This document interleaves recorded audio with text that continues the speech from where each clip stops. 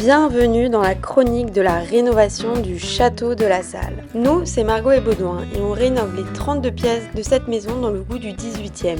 On a dû se retrousser les manches, changer les sols, piquer les murs, mais voici à peu près à quoi la maison ressemble aujourd'hui. Alors, si vous voulez suivre notre rénovation, surtout n'hésitez pas à vous abonner et on vous souhaite un bon visionnage. Alors, on est en train de poser le chambranle de la porte. Donc évidemment,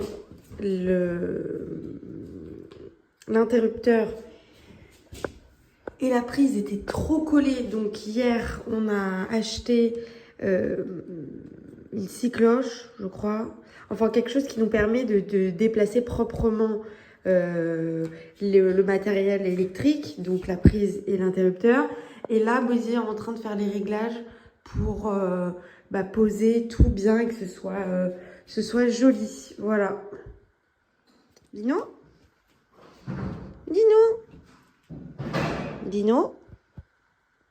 Regardez. Cette tête. C'est pas trop le droit de monter comme ça, hein. Pas bien ça, hein. Alors, pendant ce temps-là, je vais continuer les corniches. J'espère que je vais y arriver, tout simplement. Donc, voilà, doucement mais sûrement. Je vais préparer la filasse, la pièce. Je vais nettoyer tous les outils. Je vais fermer les volets. Et donc, on va pouvoir attaquer. Voilà. On va pouvoir attaquer les corniches. J'espère que cette fois-ci, je vais pas avoir de problème au niveau du moulage et que les bulles vont bien que justement j'aurai pas de bulles et que le plâtre va bien se répartir dans tous les petits détails. En fait, ce qui est compliqué, c'est que le plâtre donc de la première gâche aille vraiment dans tous les petits recoins sans faire des bulles. Donc voilà, donc il y a ça. Et aussi, il faut effectivement, au niveau des bords, des jonctions, que la corniche soit assez épaisse pour pouvoir, pour pas que ça casse, tout simplement. Donc, je vais laver mon matériel et puis je vais préparer la filasse et on va essayer cette nouvelle corniche. C'est parti.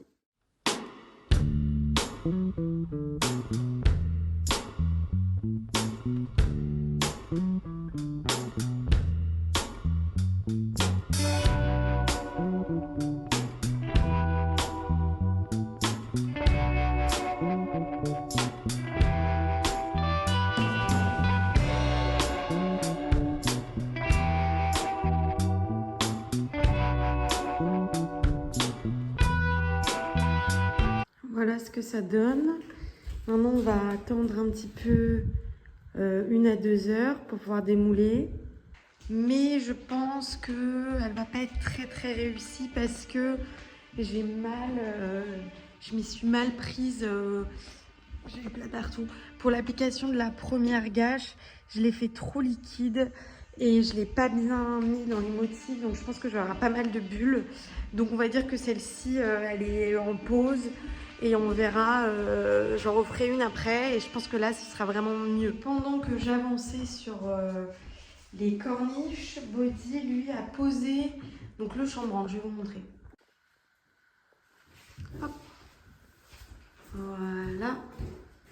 Il manque au niveau du pied un petit peu de bois, donc là il est en train, j'imagine, de tailler pour pouvoir refaire le pied correctement. Mais voilà, ça va être nickel.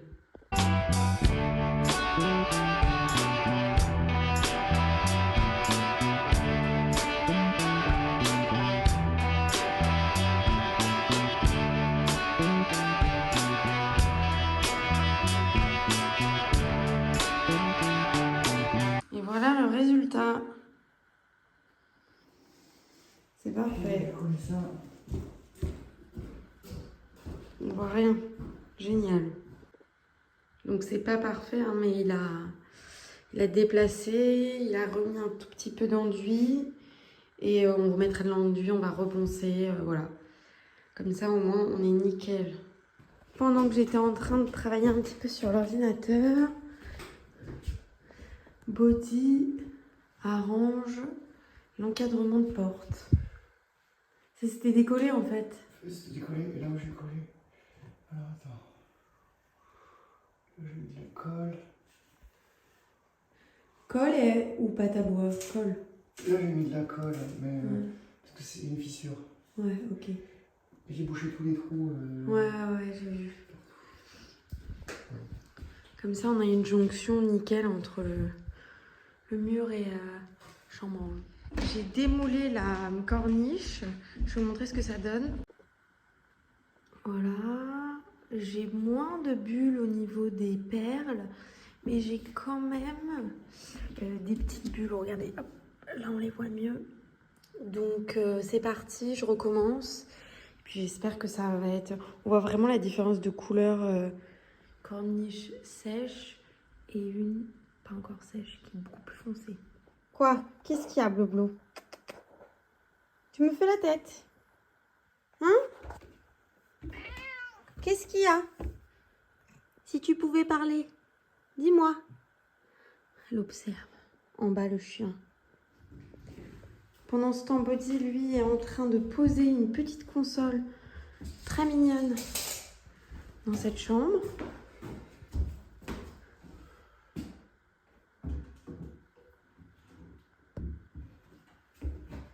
Oui. Très bien. Parfait.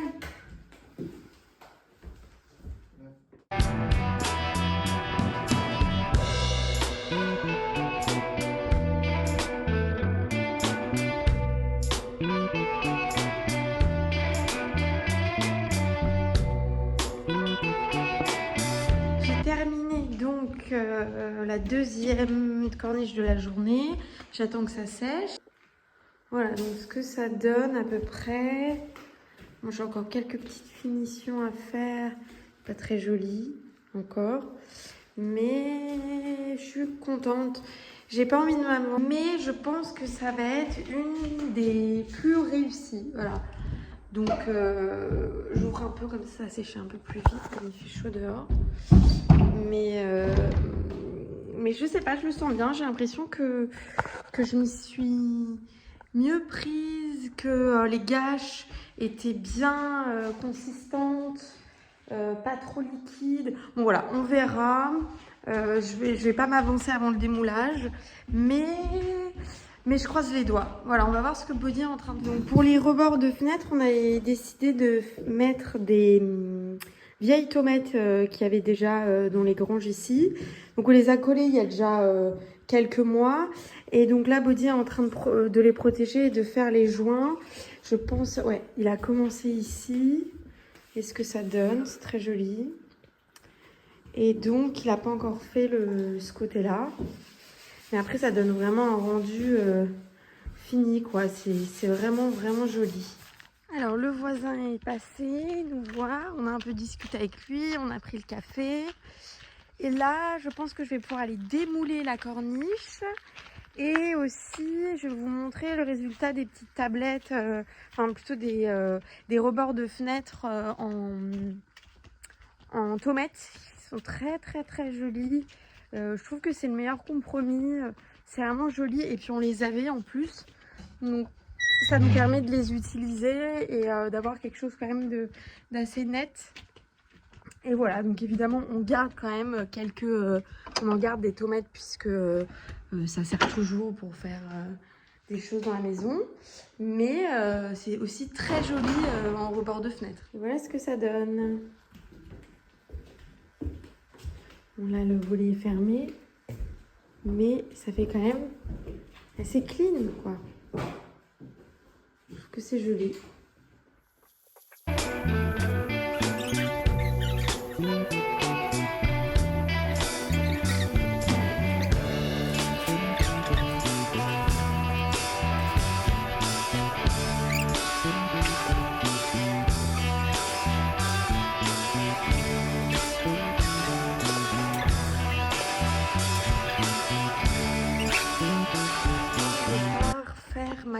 ma troisième corniche de la journée. Pendant que Body, lui, ponce un plafond qu'on va ensuite repeindre, enfin qu'on va plutôt... Oui, qu'on va peindre. Et on a acheté hier au Leroy Merlin des petits spots, puisque ça va être une pièce technique. Donc voilà, au moins ce sera propre, on aura de la lumière, parce que bon, on n'a pas de lumière pour le moment. Et voilà, donc je vais vous montrer tout ça.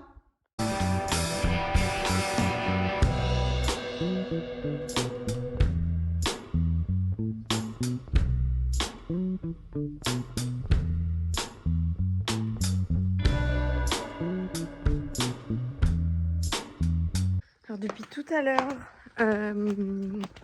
je coupe en fait mon basilic, j'essaye de le rattraper parce que quand j'étais pas là, il est monté en graines et du coup bah, c'est pas bon parce que si on veut continuer à l'utiliser jusqu'à la fin de l'été, il fallait que je stoppe tout ça, donc je tente on va dire le tout pour le tout et j'ai tout coupé. Voilà, donc j'ai coupé tout ça et là bah, ça fait un petit peu la gueule. Donc je vais essayer de rattraper, bien arroser et puis on verra ce que ça donne. De toute façon c'est mieux que rien. Voilà, sur les 3 pieds. Là j'ai encore le basilic grec, on verra ce que ça donne. En revanche les tomates, c'est la folie, il y a tout qui sort là, donc trop bien. Et puis voilà, je suis contente. On verra ce que ça donne pour mon basilic. Je croise les doigts. C'est ces petites courgettes que je viens de ramasser.